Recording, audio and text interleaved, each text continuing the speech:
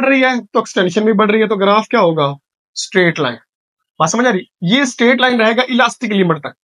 कहां तक? Elastic limit. लेकिन जब ये अपनी इलास्टिक लिमिट खो देगा, यानी दोबारा अपनी असली हालत में वापस ना आए, इतनी फोर्स लगाओ तो ये ग्राफ अपनी स्ट्रेट लाइन क्या कर देगा? खो देगा।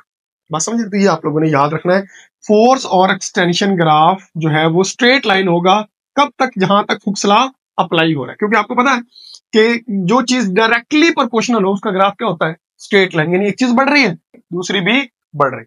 दूसरी चीज बच्चों, इस ग्राफ का हमने लेना है स्लोप। आपको पता होना चाहिए स्लोप का मतलब होता है वाई एक्सिस पे जो चीज हमने ली हुई है ओवर एक्स एक्सिस। आसान सा मेथड बता रहा हूं। तो वाई एक्सिस पे एफ है और एक्स एक्सिस पे हमारी एक्सटेंशन है। F over x, F over x किसके इक्वल है? के। और के क्या होता है? Spring constant. तो ये बच्चों इसका क्या हुआ? स्लोप हुआ।